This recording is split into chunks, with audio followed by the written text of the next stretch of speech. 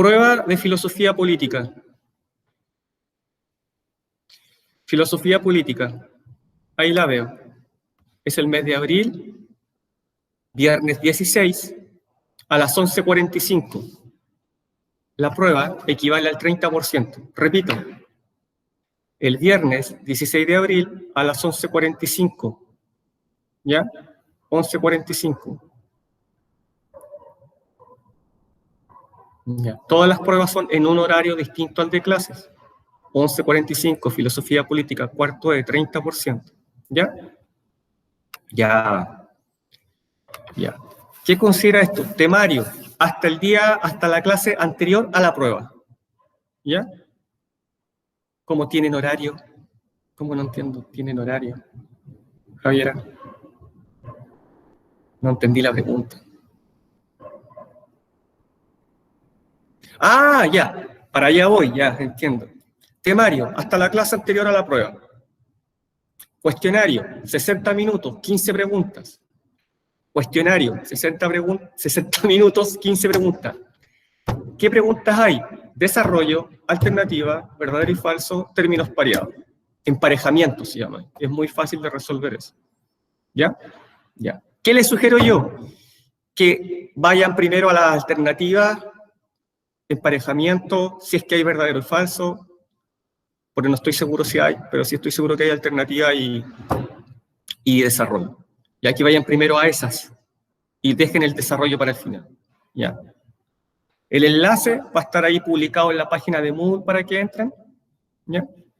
Y las evaluaciones pendientes las recibo hasta el 23 de abril. ¿Bien? ¿Alguna duda, pregunta, consulta?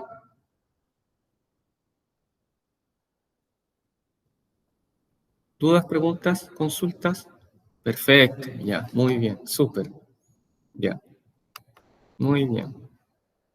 Entonces, miren.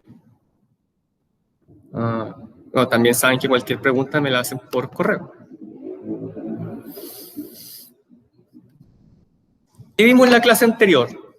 La clase anterior, profesor, me van a decir ustedes que estuvieron estudiando todo el fin de semana, vimos las falacias argumentativas. ¿Ya? Y vimos que eran estos argumentos incorrectos para desfigurar el argumento del adversario con el que estoy debatiendo, ¿cierto? Mediante un diálogo. No las vamos a revisar todas nuevamente aquí, vamos a ir haciendo un sobrevuelo. Tenemos la generación indebida, ¿cierto? Decimos, todos los políticos son iguales, ¿cierto? Todas las personas de Chile, todos los chilenos son iguales. Tenemos la causa falsa, ¿cierto? Ejemplo claro, que no hay tigre, porque puse mi amuleto anti-tigre, ¿cierto? Ya. Es la causa, uno busca una causa que no es la correcta y la inventa, ¿ya? Y la atribuye para rebatir el argumento. El argumento circular, petición de principio, ¿cierto? Mi libro dice la verdad porque está escrito aquí, o sea, el argumento lo explico con el mismo argumento. ¿Ya? Tenemos ad baculum, que es por el palo, o sea, si la población no se vacuna, la tasa de contagio aumentará, y ahí la caricatura lo explica muy bien. Tenemos la cortina de humo, ¿cierto? ¿Se acuerdan del diálogo del lorito con el monito? ¿Cierto? Que los zumos están muy ricos y tienen mucha agua, por lo que son muy buenos para la sed y para aliviar el calor. En la iglesia se está muy fresquito, sobre todo en verano, y el mono le dice de qué manera beber zumo y rezar curan el cáncer. ¿Ve? Es un argumento que está presentado de manera indebida. ¿Ya? Es muy diferente a lo que estamos hablando. También viola bastantes principios, ¿cierto? Ahí tenemos el ejemplo del ministro y el ejemplo del gobierno. La apelación al público. Si usted de verdad amara a Chile, votaría así en el plebiscito. Me dirijo al público. ¿Ya? ¿Para qué? Para ganar al público hacia mi opinión, dependiendo si el público de qué tipo es, liberal, es conservador, ¿ya? De qué tipo es, y mis comentarios se dirigen hacia el público para ganar. La del hombre de paja, desfigura toda la verdad, ¿cierto? Ya, desfigura todo el argumento, lo transforma, lo convierte, lo ridiculiza incluso, ¿eh? Firma aquí, a favor de la paz. No, no quiero, voy apurado. Ah, entonces está a favor de la guerra. No, simplemente voy apurado, ¿ya? Eso lo vemos mucho hoy. Y el ad hominem, que eso no se les va a olvidar. Una persona con el pelo de color no puede tener argumentos válidos, ¿eh? El ataque a la persona, ad hominem literalmente hacia el hombre, hacia la persona, hacia el ser humano. O cuando decimos, mira esos tatuajes, seguramente es un mal alumno. ¿Qué relación tiene? Ninguna. El de autoridad. Como Nobel de Literatura, recomiendo el vino tinto para combatir la caspa. También lo vemos cuando las autoridades aseguran algo y solamente porque son la autoridad, o sea, no tiene ninguna relación. La teoría de la relatividad especial es completamente correcta porque así lo dice Albert Einstein. Y el argumento ex populo, diferente al ad populo, ¿cierto? Que es cuando pareció a la generalización indebida. Todos los habitantes de la ciudad de Copiapó aprueban las políticas públicas sanitarias ya a cabo del gobierno. Bueno, le preguntaste a todos, le preguntaste o uno dice la mayoría, le preguntaste a 50 más 1, ¿cómo? No, también es una falacia. Y este es el típico argumento en el que discutimos acerca de Dios y lo extraterrestre, ¿cierto? Este no existe porque no se puede comprobar que existe, y al revés, viceversa, ¿cierto? Ad ignorancia. Tenemos nuestra síntesis y el último que les presenté, que es el argumento ad antiquitatem, que es el típico argumento de es que siempre lo hemos hecho así. Yo eso lo veo todos los días en alguna situación de la vida, ya sea porque prendo la tele o porque converso con alguien. ¿Y qué tenemos para hoy día? Tenemos clase 7, la filosofía, esa es la unidad, los métodos de la filosofía. Ya vimos inductivo, deductivo, pero ahora vamos a profundizar más en los métodos que son más utilizados por la filosofía. ¿Cuál es el objetivo? Explicar los principales métodos, solo 3, si no tendríamos que hacer un seminario de metodología filosófica, empleados por la filosofía, identificando su aplicación para desarrollar el conocimiento. ¿Cuáles son los principales métodos que usa la filosofía para desarrollar el conocimiento? Miren, ¿se acuerdan cuando ahora hablamos de Sócrates, ya, y que cuando les conté el mito de la caverna, y salió también en la pregunta filosófica, porque Sócrates iba a conversar al ágora, a la plaza, y ahí viene Sócrates, no, mira, mejor pasemos a comprar pancito acá, decían en Atenas, porque ahí viene Sócrates y algo nos va a preguntar. La lámina, les leo un poco acá y dice: ha llegado el momento de nuestros diálogos, ¿están preparados? Sí, Sócrates, y uno le dice al otro, qué bien. Ahora es cuando Sócrates nos hace preguntas y nos hace quedar como imbéciles, es la parte que más me gusta. Eso era típico de Sócrates, ¿ya? En sus diálogos. Interrogar a las autoridades, a los poetas, a los artesanos, a los oradores. Le encantaba y dejaba que la otra persona se desgastara. ¿Qué es la mayéutica? ¿Y por qué mayéutica, profe? La mamá de Sócrates era partera, ¿ya? Era la matrona de la época. Ayudaba a las mujeres a dar a luz. Entonces, él se quedó con esta idea, ¿ya? De dar a luz un niño. Entonces, la forma en que se designaba en griego a la partera era similar a la palabra mayéutica, ¿ya? La que daba a luz. Entonces él dice, entonces a través del diálogo, a través de la dialéctica, si somos más puristas, la dialéctica, mira la relación, el diálogo, dialéctica, es lo mismo.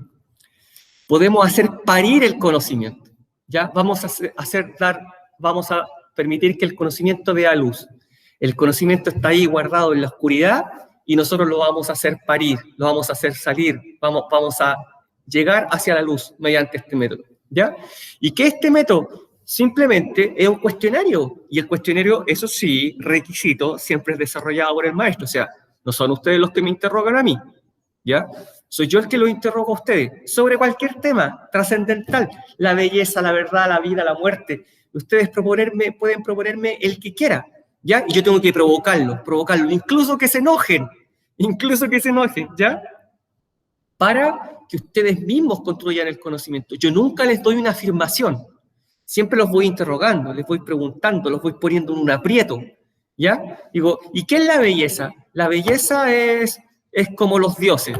Ya, pero entonces como los dioses, ya, pero una mujer no es bella. Sí, también.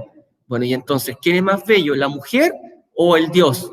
Pucha, Sócrates, pero ¿por qué me pregunta eso? Sí. Y ahí está.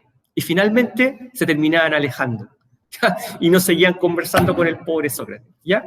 Pero Sócrates ocupaba este método para llegar a la verdad universal. Eso era lo que le interesaba a Sócrates. Y a través de premisas particulares, llegar a una conclusión muy general, ¿ya? O sea, era inductivo, ¿ya? A partir de premisas muy particulares, llegaba a una premisa muy general. Pero miren qué sencillo. Si esto es solo a través del diálogo, no es nada más que eso. Ejemplo. Miren, vamos acá. Ahí, miren. Miren. En rojo está el maestro. En rojo está el alumno y en negro está el maestro. En rojo está el alumno y en negro está el maestro, miren. El alumno le dice al maestro, puede ser aquí, en la sala de clase, cualquiera, y le dice al profe de filosofía política, le dice el alumno, ¿cree que todas las opiniones son válidas? ¿En serio? B, pregunta. ¿En serio? Claro, lo contrario sería una falacia de autoridad o ad hominem, ya las conoce. Déjame entender, dice el maestro. ¿Qué estás diciendo? ¿Todas las opiniones tienen el mismo valor? Sí, claro que sí. Es decir, la mía y la tuya tienen el mismo valor sobre la filosofía política. Sí.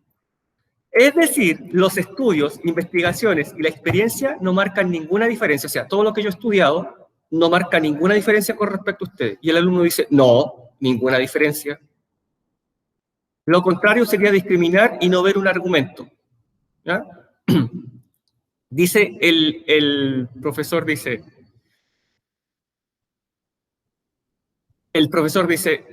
me equivoqué, sigo en rojo con el profesor, dice. Entonces, deberían saber lo mismo el estudiante que el docente.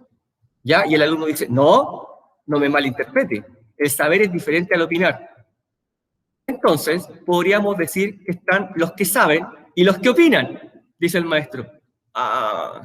Dice el alumno, sí, eso parece.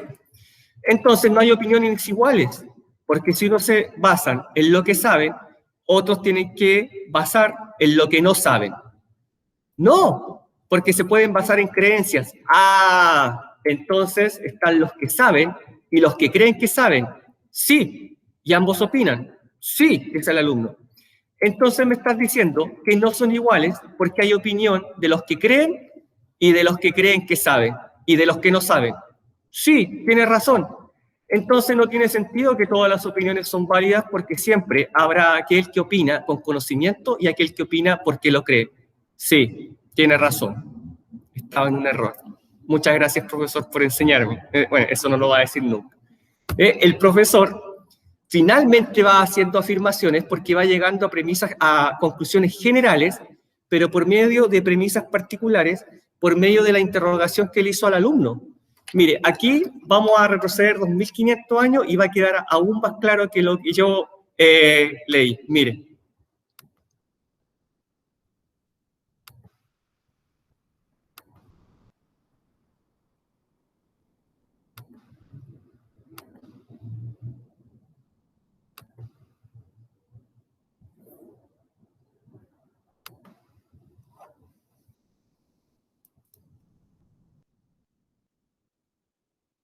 Miren, ahí va Sócrates.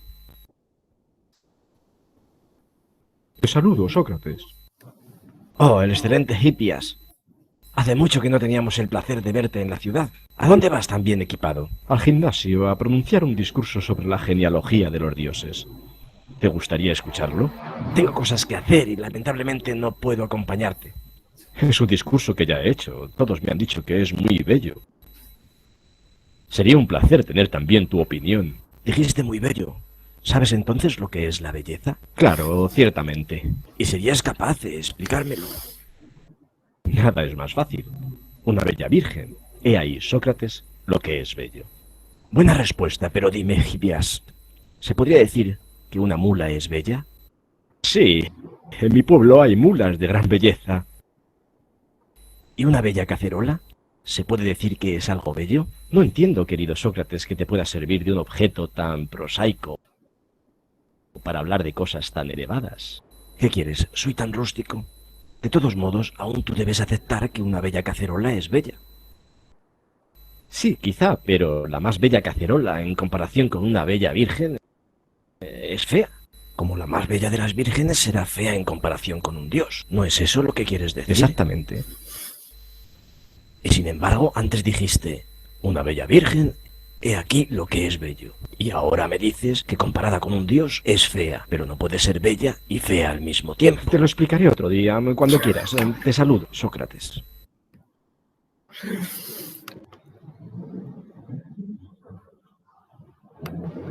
este es Sócrates. Yo creo que ahí se entiende mejor. Y de esa forma era la vida de Sócrates, ¿ya? Se dieron cuenta cómo él conversaba, cómo de esa misma forma él le enseñaba a sus alumnos, y así podía estar todo el día dialogando. Y finalmente las personas, como se pueden dar cuenta, se terminaban alejando porque sentían que quedaban en ridículo ante la sabiduría de Sócrates. ¿Se acuerdan cuando Sócrates hablamos que dijo, solo sé que nada sé? Sócrates es el que pregunta y se declara un ignorante, incluso dice, soy tan rústico, sí, yo tengo la culpa, yo soy el que no sabe, pero en realidad es el que lo sabe todo, y de esa forma construía el conocimiento. Miren, si se dieron cuenta, comparemos estos puntos que hay aquí con el diálogo, planteamiento del tema. Sócrates le plantea la belleza, ya el alumno le responde con mucha seguridad, sí, una bella virgen, ¿cierto? Le dice la respuesta, vamos a pensar que Hipias es el alumno. E inmediatamente viene la retroalimentación del maestro y lo empieza a confundir. Ya, pero una cacerola y Dios, sí, pero es que Dios es más lindo que la Virgen. Ya, y la Virgen más linda que la cacerola. Sí, le dice. Ya, pero ¿y hay mulas bonitas? Sí, también hay mulas bonitas. Y parte la confusión. ¿Ya? La confusión. Y de esa forma, Sócrates dice, te estoy enseñando. ¿Ya? Y vienen las definiciones cada vez más generales sobre el tema, o sea, más generales, ¿ya? La mula, la cacerola, la mujer, Dios, ¿ya? Y es llevado a la discusión. Y finalmente, aquí no se produjo, pero llega a una conclusión, y a una conclusión general. ¿Quién es más bello o qué es la belleza? Finalmente se define, ¿ya? En este caso no ocurrió porque el alumno Hipias se dio cuenta que iba a quedar en un completo ridículo ante Sócrates y se despide, ¿ya? En síntesis, la mayéutica, el diálogo, es un método inductivo porque a través de premisas particulares lleva a conclusiones muy generales. ¿Quién interroga? El maestro. ¿A quién? A los alumnos. Y lo confunde, pero al mismo tiempo lo guía a través de preguntas. ¿Bien? Aquí tenemos un conocido nuestro. ¿Ya? Ahí está el señor Descartes, que vive en un tiempo muy difícil, en el tiempo de la Inquisición.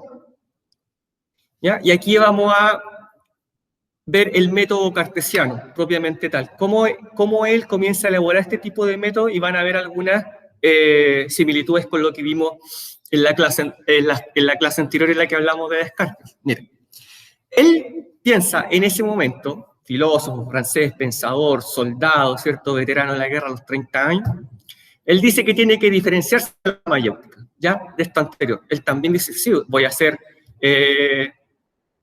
crear un método, ¿ya? Ya, voy a crear un método. ¿Cierto? Ya, pero yo quiero ir de lo particular a lo general. Ya, de lo particular a lo general. Pero hay un punto aquí que es extraordinario para este tiempo. Él, además de ser un filósofo, a él le gusta la matemática.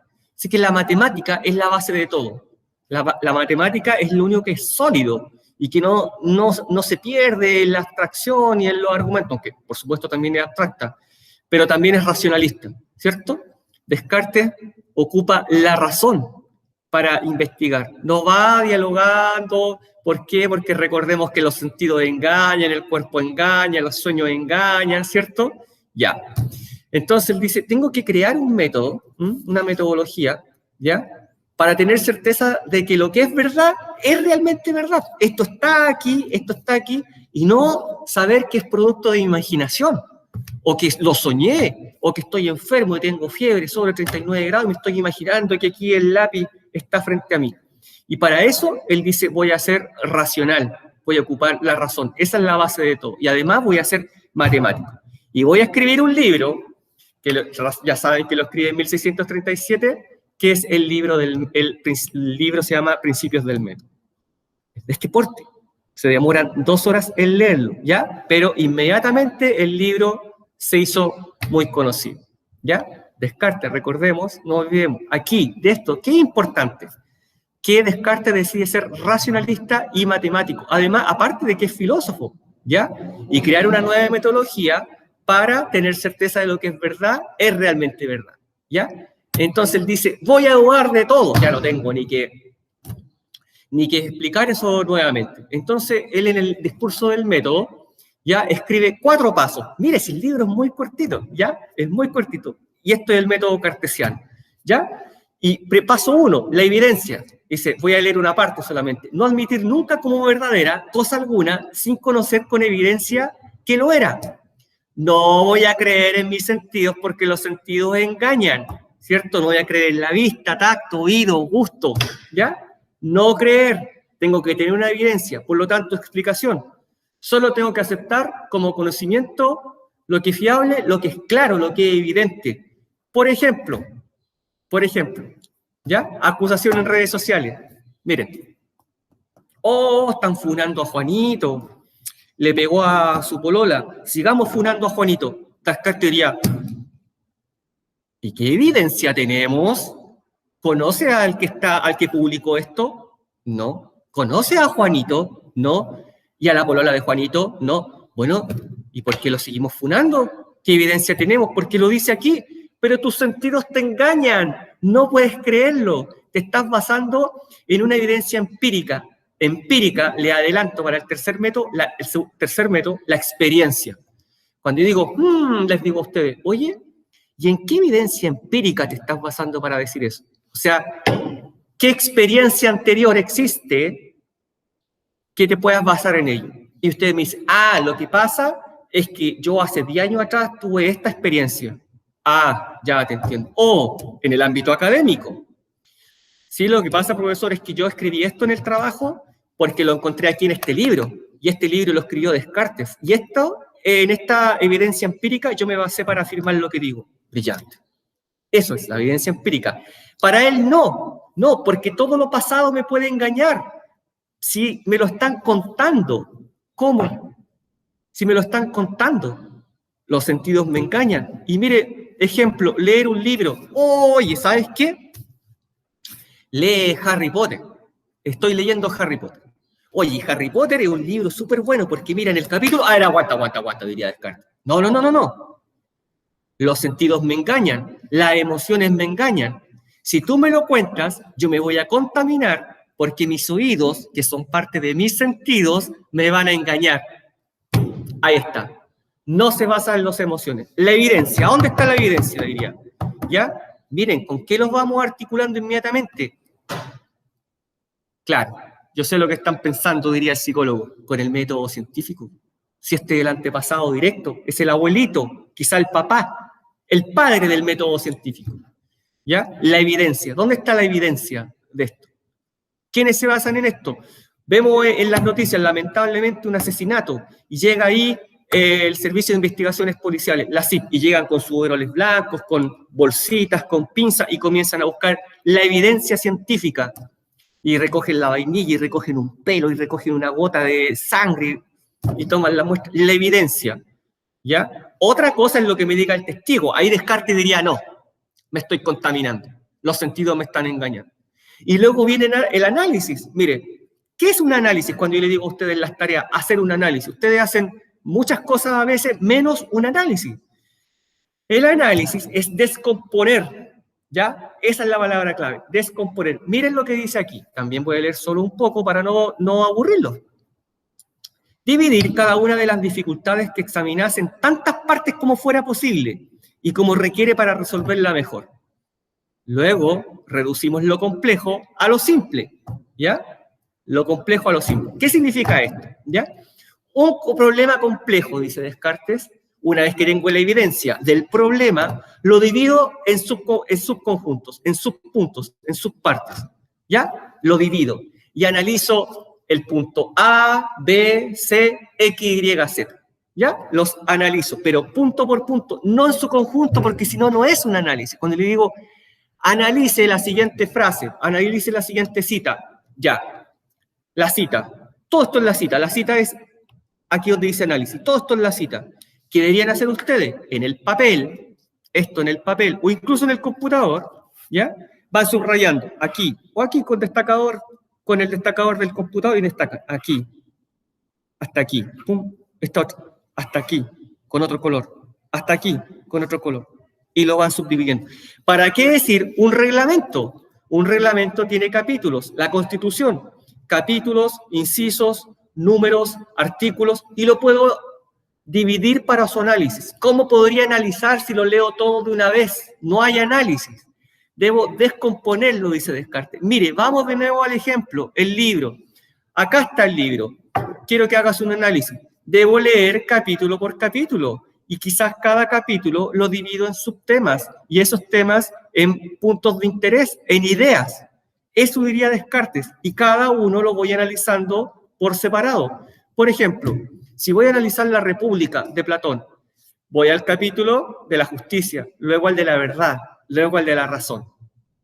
¿Pero qué hago finalmente? Bueno, profesor, si ya leí capítulo por capítulo, escribí un análisis de cada capítulo, de cada tema, de cada parte, de cada punto, de cada inciso, de cada artículo. Bueno, vamos a saltar inmediatamente al siguiente punto. Finalmente esas partes forman un nuevo conjunto llamado síntesis.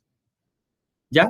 Pero miren qué importante lo que dice Descartes. Dice, reducimos lo complejo a lo simple. Es decir, ahora las ideas no necesariamente surgen en orden. Cuando yo genero la síntesis de un libro, y esto yo lo he hecho muchas veces, ya no voy en orden. A mí no me interesa que el análisis sea de otra vez del 1 al 10.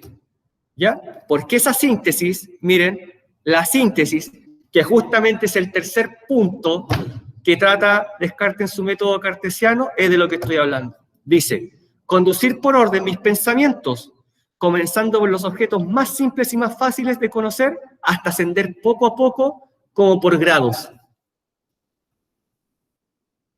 ¿Se acuerdan cómo escapa el prisionero de la caverna? Escalando, ¿cierto? Porque ¿cómo vamos obteniendo el conocimiento? De lo más simple a lo más compuesto. Otra vez les pregunto, Descartes leyó a Sócrates, ¿cierto? Estoy seguro que algún libro de Sócrates tiene que haber leído. Ya, ¿ven? Recordemos los subconjuntos, escribió el profesor ahí, desde lo más simple a lo más complejo. Pero ¿cómo lo voy ordenando, profesor? Ejemplo 1. El mismo libro ordenado de la forma que yo lo aprendí, que yo lo entendí, ¿ya? El mismo libro ordenado de la forma que yo lo entendí. Le di un libro, capítulo del 1 al 10, la síntesis, ya para Descartes no importa que sea del 1 al 10, sino que debe ser sintetizada después del análisis de lo más simple a lo más complejo. Otro ejemplo, más sencillo aún. Mire, si aprendo idiomas, voy a aprender a hablar inglés. ¿Comienzo por dónde? ¿Comienzo por conversar con otra persona nativa? Comienzo por aprender los saludos, los colores, los números, los animales, algunas cosas, vocabulario en general, ¿cierto? Y después digo, voy a aprender los verbos. ¿Pero cuáles verbos? Primero voy a aprender los verbos regulares, porque son más fáciles. Y luego los verbos irregulares, diría Descartes. Vamos a la matemática. Primero sumo y luego la raíz cuadrada. No es al revés, ¿cierto? Primero aprendo a multiplicar y luego hago el algoritmo, ¿cierto? Primero el niño en básica conoce las figuras geométricas y luego aprende a obtener área y perímetro de la figura. Y esta clase, ¿qué tuvo que hacer el profesor para armar esta clase? Por ejemplo, tuvo que partir leyendo el discurso del método. Analizó ese libro, descompuso cada uno de sus capítulos y luego los expuso de lo más simple a lo más complejo. ¿Ya? ¿Qué tuvieron que hacer ustedes para estudiar? Tuvieron que leer la presentación, hacer un análisis y luego de haber visto esta clase pueden hacer una síntesis de lo más simple a lo más complejo, porque ya no importa, es cómo ustedes lo entendieron, pero siempre yendo de lo más simple a lo más complejo. Tienen la evidencia, tienen el análisis, descompusieron todo en capítulos, luego hicieron su síntesis de lo más simple a lo más complejo y luego deben comprobarlo. Miren, Descartes aquí es exhaustivo. Finalmente, el último precepto consiste en realizar en todo unos recuentos tan completos y unas revisiones tan generales que pudiera estar seguro de no omitir nada. Aquí Descartes está demostrando que es racionalista, o sea, usa la razón, no las emociones, porque ¿cómo compruebo las emociones? Y las emociones sentidos y los sentidos me engañan. Si yo sumo 2 más 2, 4, es imposible que me equivoque, ¿ya? 2 más 2 va a ser 4. Y va a revisar de manera exhaustiva el trabajo que hemos realizado. ¿Cuántas veces no le ha pasado que hacen una tarea y saben que está, seguro que está bien hecha y la mandan y le faltaba algo? No es que se hayan equivocado, le faltaba algo. Argumenta a través de 3 ideas y hacen un análisis, pero no argumentan a través de 3 ideas. Yo todos los días recibo trabajos de esa manera, ¿ya? Ejemplo, revisar tus argumentos empleados en la tarea antes de entregar. Todos lo hacemos, ¿cierto? Y a veces todos no lo hacen y nos saltamos este paso. Los 4 pasos del método cartesiano. Pero, ¿y qué es esto, profesor? Mire, Descartes, ¿ya? Esto para complementar lo anterior y la clase en la que vimos a Descartes, ¿ya? Él en su discurso del método dice, habla de un duende maligno, ¿ya? Literal, ¿ah? Habla de un duende maligno. Y dice que este duende maligno, a él, puede venir y sacarle el cerebro, ¿ya? Y ese cerebro llevárselo a otro mundo. Ahora imagínense que viene Descartes, no, viene este duende maligno y me saca el cerebro a mí. Y a ustedes, cerebro de los alumnos. Y el cerebro lo guarda en unos frascos, ¿ya? Y lo conecta, hace conexiones, ¿ya? Hace conexiones. ¿Con qué hace conexiones? Con los sentidos. Por lo tanto, maneja lo que yo siento, este duende maligno. Y esas conexiones con los sentidos hacen que me engañen. Y yo me sienta engañado. Y me sienta engañado siempre. ¿Por qué? Porque este duende maligno, que representa los sentidos, hace conexiones que no corresponden. ¿Ven? Dicen, todas mis convicciones y todas mis sensaciones son mentiras. Todo lo que creo que siento es un simple impulso transmitido a mi cerebro. ¿Quién le transmite esos impulsos al cerebro? El duende maligno. De verdad que habla de un duende maligno, ustedes lo pueden investigar. Me engañan para creer que interactúo con el mundo. Pero no es así, ¿ya? No es así, no es real. Él se siente engañado por este duende maligno porque le saca el cerebro, y a ustedes también los alumnos, y hace malas conexiones y nosotros creemos ver algo, pero en realidad no lo estamos viendo. Y se pregunta, ¿cómo puedo saber que es verdad lo que me dicen que es verdad? Hay una sola cosa que no puedo negar. Y ahí se vincula a la clase anterior. Pienso, luego existo.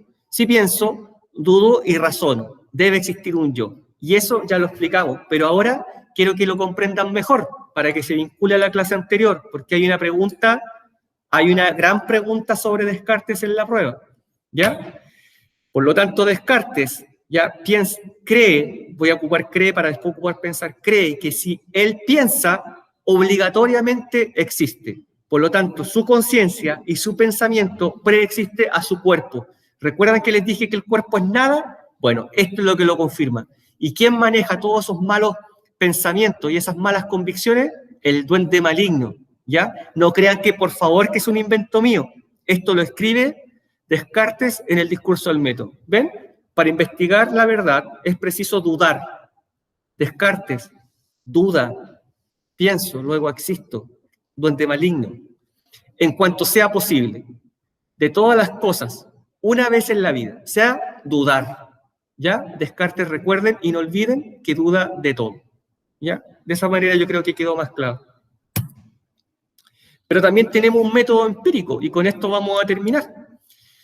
¿Ya? El empirismo surge en el siglo XVII. ¿Ya? También es una teoría filosófica, surge en la Edad Moderna, ¿ya? Pero ya no se basa en la razón. ¿Ya? Ocurre en el mismo siglo que Descartes. Van paralelos. ¿Ya? Ahora se dan cuenta que van paralelos, solo que en países diferentes. ¿Ya? Pero el método empírico no se basa no solo en la razón, sino que también en la evidencia empírica. ¿Qué hay detrás de esto? ¿Ya? ¿Qué hay más atrás? ¿Ya alguien hizo esto que estoy haciendo? ¿Ya alguien investigó sobre esto que yo estoy investigando? ¿Ya? O sea, es más abierto. Descartes, ¿qué dice? No me cuenten el libro, no me cuenten de su investigación, no me muestren eso, no me hagan oler nada, no quiero ver, no quiero escuchar, no quiero sentir nada. No. ¿Qué dice el empirismo? No, todo el conocimiento proviene de más atrás, de la experiencia. ¿Y cómo experimento? ¿De qué otra forma podemos experimentar? Mire, Un niño, cuando el niño tiene menos de un año, ¿a dónde se echa todo?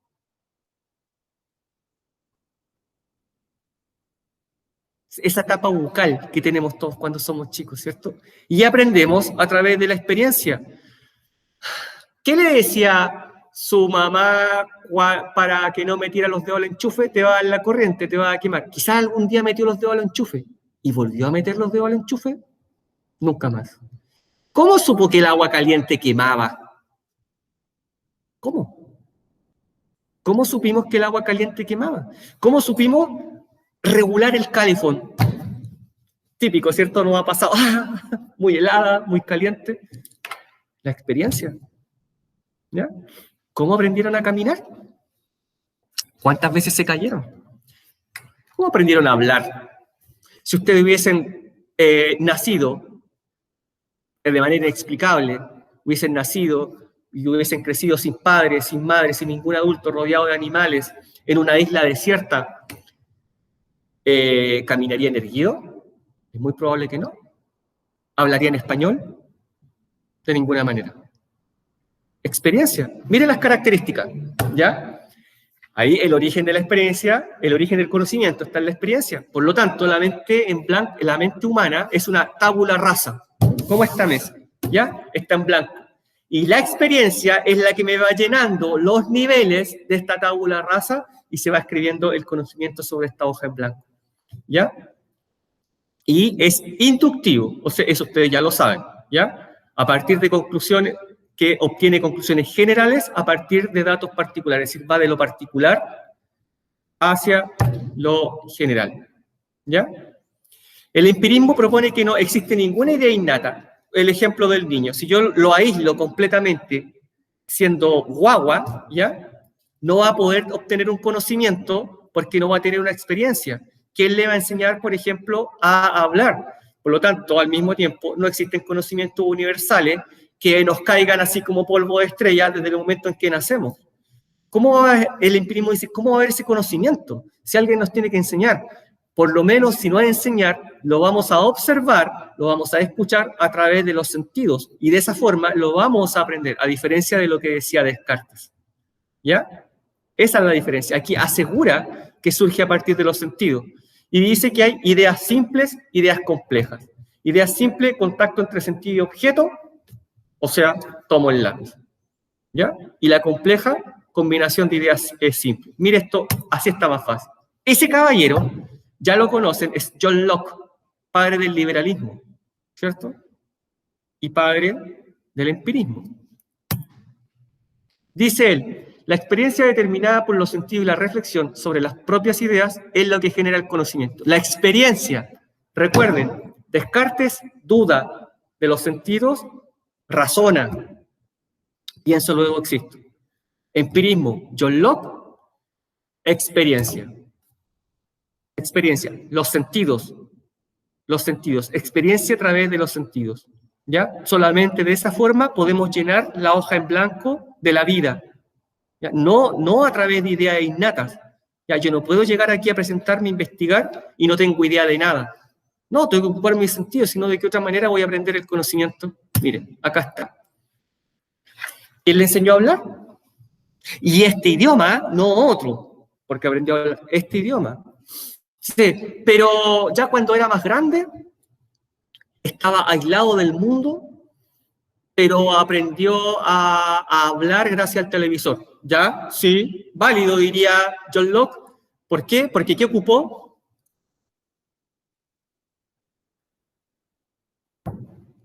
Los sentidos. ¿Mm? Los sentidos. Remedios caseros. Hablamos de esta sabiduría de los pueblos originarios, sabiduría ancestral, ¿cierto? Ya. Y siempre dice, es que mi abuelita me enseñó a moler estas hierbas y a echarle agüita caliente y entonces así se te pasa el dolor de guatita. Ya. Y a la abuelita, ¿quién le enseñó? Quizás desde la colonia viene esa tradición familiar, ¿cierto? O una comida. ¿Quién le enseñó?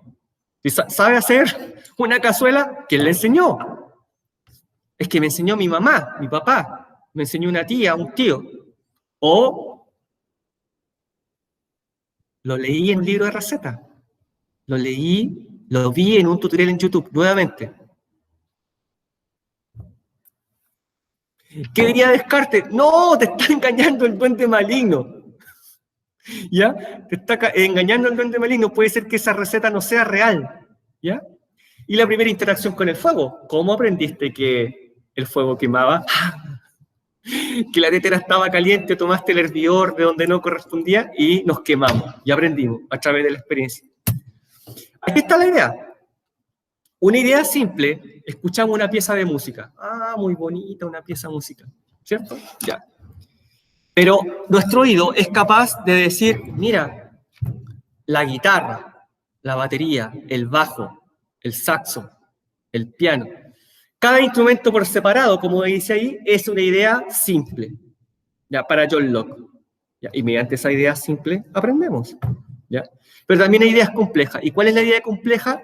Cuando nuestros oídos ya le entregan la información completa al cerebro, que por supuesto esto pasa en menos de un segundo, es procesada la información, y ordenamos la pieza musical completa. Y decimos, ah, mira, qué buen tema de Bad Bunny. No sé. Idea simple, idea compleja. ¿Ya? Parte por parte, luego el todo. Mire, ¿cuál es el problema? ¿Y si este conocimiento cambia en el futuro? ¿Ya? Pues este conocimiento, como proviene de la experiencia, lo escribimos y lo damos por hecho, ¿ya? Pero una vez que cambia en el futuro, nuevamente, los niveles de esa hoja en blanco, de esa tabula rasa, porque vino la experiencia, tomó una goma y nos borró todo lo que habíamos aprendido. Porque ese conocimiento ya fue superado por otro estudio. Miren, hoy en día creemos en la teoría de la evolución. Ya, hoy, como decían siempre un profesor que yo tuve en la U. Hoy creemos en la teoría de la evolución. Yo creo al menos, ¿ya? Hoy. Pero no sabemos mañana. Porque mañana puede que salgan nuevos estudios a la luz pública y nos digan que ese estudio fue superado. Y por lo tanto, toda esa experiencia, toda esa evidencia empírica, a la basura y venga ahora. Hoy día, más simple todavía, y con este ejemplo cierro, hoy día, yo les pregunto a ustedes, ¿conocen algún oso panda rosado con verde? No, yo no conozco ninguno. Yo creo que nadie conoce uno, ¿ya? Vivo en la naturaleza. ¿Ya? Y es mi profesor, ¿ya? Diría, ¿y mañana? Y mañana, y en una semana más, exploran una parte del Himalaya y encuentran un panda verde con rosado. Bueno, ese es el problema de la evidencia empírica. Todo para atrás, borramos la hoja en blanco y la reescribimos. ¿Mm? Profesor, ¿y cuál es la actividad? A estudiar para la prueba. Sócrates con sus constantes preguntas, atenienses intentando ir a sus asuntos y sobrellevar la vida. ¿Eh? Sócrates persiguiendo a todas partes de la vida a los atenienses. Ja, ja, ja, preguntaste. Nicole, ¿verdad? Tiene toda la razón del video cortito que vivimos. Y después ese video sigue y sigue interrogando a otra persona y es lo mismo. Finalmente dice, ya, Sócrates, ¿sabes qué más? Ya. Así como el lenguaje coloquial en Chile decimos, llévate la gallina por 100 pesos. Ya, Sócrates. Está bueno. Ya, el video está colgado ahí en Moodle. Ahora, mientras paso lista, les pregunto dudas, preguntas, consultas. Primero del contenido, luego de cualquier otra cosa, de la clase, dudas, preguntas, consultas. ¿Ya? ¿Quieren iniciar un diálogo socrático? ¿Qué piensan ustedes de los tres? Ah, Lucas, bien. ¿Qué piensan ustedes de los tres? De los tres, con todas sus falencias, con todas sus virtudes, ventajas, desventajas. ¿Cuál será el más adecuado? Hoy día, si yo les dijera, ¿saben qué tienen que investigar tal tema? ¿Qué ocuparía? ¿La mayéutica, el método cartesiano o el empírico? Yo tengo claro cuál ocuparía yo hoy día, pero ustedes, ¿alguien que me pudiera decir? Sí. ¿Cuál podría ser? ¿Cuál ocuparían? Yo los mando a investigar hoy día.